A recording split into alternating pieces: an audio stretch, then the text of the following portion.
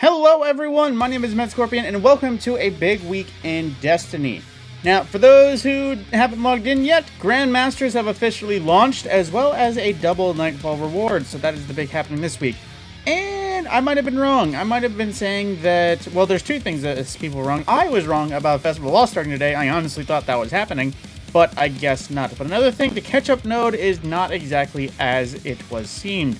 Now, that being said, it is time to go over everything else and the normal happenings. So, starting from left to right, aside from double Nightfall rewards, there's no real start. So, going to the top, Crucible, we have Mayhem for a rotator match. So, nice little bit of super slinging fun there. Now, for our Nightfall this week, we have the Hollowed Lair with Thick Rule for the Nightfall. As well, the weapons are the Plug 1 and Azume Sniper Rifle. Now, there are a few things that are new this time around with Nightfalls with perks. Like this one, just because it's the first Scorn Nightfall we're dealing with, it is Festering Rupture. When defeated, Scorn Stalkers spawn mini Screeves. So that's going to be some hell. Now, in addition, there's the usual Grandmaster modifiers, Night Game Equipment Lock, Extinction, Limited Revised. Now, as well as additional champions. This one is another Overload Unstoppable like the Taken. So essentially equip your Taken loadout, and in addition there's Chaff and Fanatic Zeal, where stasis and splash damage is generally increased. Now there's not going to be as many stasis, There's not going to be as many stasis targets that will sling stasis at you, but of course it's still a Grandmaster. And as well, nothing new with Gambit. Now going throughout, we have Europa. Let's see, give me one moment. Okay, going forward, we have the agility simulation, as well as the Asterian Abyss Eclipse Zone with the Warrior Empire Hunt for our Master Pinnacle.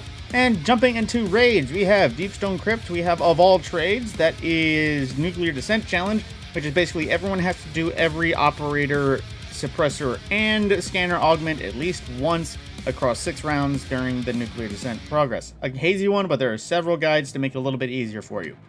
Now, going into as well for raids, Vault of Glass, we have Oracle Challenge, which is basically station yourself at an Oracle and rotate around the room after every round of Oracles. And as well with Vault of Glass Master, we have a Time Lost Praetus Revenge to hunt and Mobility Focused Armor. So, if you want an Apex Adept Praetus Revenge or just Mobility Focused Armor from Vault, you are more than well going to go there. Now, going in and out throughout the worlds, any new challenges for this week? Let's see, we have 7 more challenges. Now, Wayfinder's Voyage 7, which is complete Wayfinder's Voyage and get shotgun kills with Scorn or Taken anywhere in the system. Now, Umbral Maven, that is focused Tier 3 Umbral Engrams, the Prismatic Recaster. That is basically the most expensive engrams available. If you don't know what Tier 3 is, at the very bottom of the list in the menu. Now, going forward, Freeze or Burn, defeat combatants with stasis abilities, solar abilities, or shatter damage. Combatants defeated with solar or stasis melee attacks award bonus progress. Now, as well, Efficient Leyliner, which is complete the astral alignment activity in under 10 minutes. Now, that's a bit of a rough challenge, just considering it is a 6-man random match-made activity. You could have really bad luck and just keep being stuck with bad players. Now, of course, Cadre of Contenders, complete crucial matches in the Glory Rank playlist. Earn bonus progress for wins. That is basically the survival playlist. And I forget if both Iron Banner and Trials count, but it's hard to say. Now, for the Gambit challenge this week, defeat targets with fusion rifles and swords and Gambit. Just bring Vex Mythoclast to get the fusion rifle done. And of course, defeating Guardians grant bonus scry. So bring Black Talon and just invade if you want to make it quick, I suppose. And as well, Conquest of the Mighty, complete any Nightfall strike on Grandmaster. Now, usually this would award you a Nightfall Adept weapon or something like that, but I don't think it's coming around this time. Now, speaking of Grandmasters, there was a thing that people might not know, and that is that the catch-up node seems to not be either in effect or actually working. Now, supposedly the Grandmaster node is supposed to allow you to pick any Nightfall strike available at any time, until you guild it, just so you can get to gilding your Conqueror title sooner and faster. But at the same time, it is not there, so I think Bungie meant to say, what's it called? What is it called? It is to just initially get a Conqueror title. I think I'm not sure. It's either not working or they weren't going to have it launched this soon. But aside from that, moving forward, of course, we have to check all of our vendors for our weekly rolls. Now, I, of course, just learned from last week, I know I said these are daily reset, but these are actually weekly reset weapons for Banshee. So, let's see, the Cold Denial, that looks to be not too separate from the old one. Feeding Frenzy Unrelenting, not a terrible option if you just need a good PvE one. Now, Toil and Trouble, Field Prep Snapshot with Full Choke, Range Masterwork, and Extended Mag. Now, while Full Choke and Range Masterwork and these perks are honestly good, the magazine perks are not great, so that's a rough one. And Ikelos with No Distractions, Disruption Break. Now, this one could be handy for GMs, just for the sake of a sniper rifle to keep at a distance and solar shield break, as well as a weakening effect, but at the same time, unfortunately, since there's no champion mods, picking a sniper would limit you on anti-champion ability. Now, for Last Dance, ooh, this is a Crucible load. Quick Draw Opening Shot with High Cal, a bunch of extended range sights, and Range Masterwork. So you might see a few people running that pistol a little bit more nowadays. Now, Temptation's Hook, Surrounded and Energy Transfer. Now, this sword was honestly not the greatest. Of course, it is just a new, of course, Solar Scar is in the game, which is a little bit better, just because of the fact that it can roll with Dragonfly or something like that. I forget, I think it was Chain Reaction, but it is still a decent enough sword if you just need a sword. And, ooh, this is actually, well, I was going to say this isn't a terrible Bad Omens, but then everything else about it. Field Prep Kill Clip is not a bad option for rockets, believe it or not. Now, time to check everything else in that. We have to also check with Ada for armor rolls. Okay, starting off, we have essentially the base set, or the original set for all characters.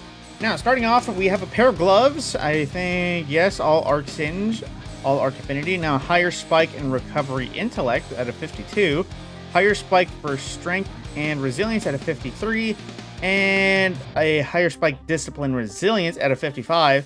And a higher spike of mobility at 52. So not many great options there for Warlock. Nothing that breaks the 55 barrier, so there's nothing exactly God roll available right now. Now check, moving to the Hunter. Now for the Frumerus set, let's see, 52, I'm assuming all Arc Affinity. Now 52, generally all around with a little bit higher Intellect Resilience.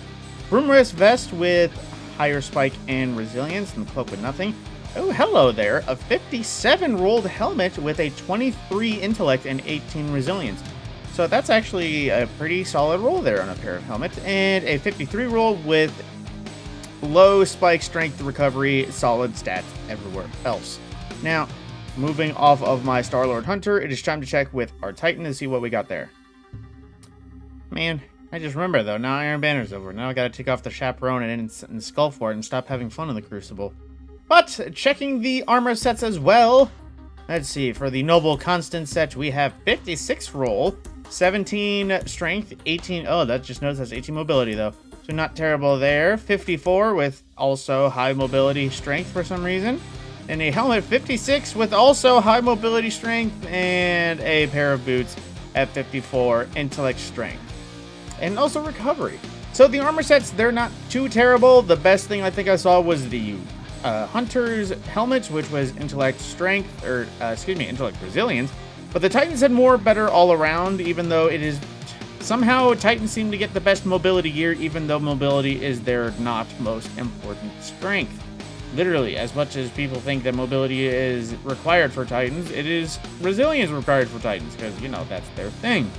That being said, I appreciate everyone for watching this far in the video. Stay tuned for the Wayfinder's Voyage as well as the Eververse. Those are going to be coming after these.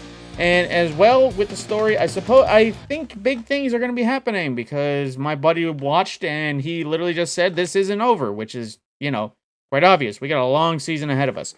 Aside from that, my name is Matt Scorpion, and thank you for watching.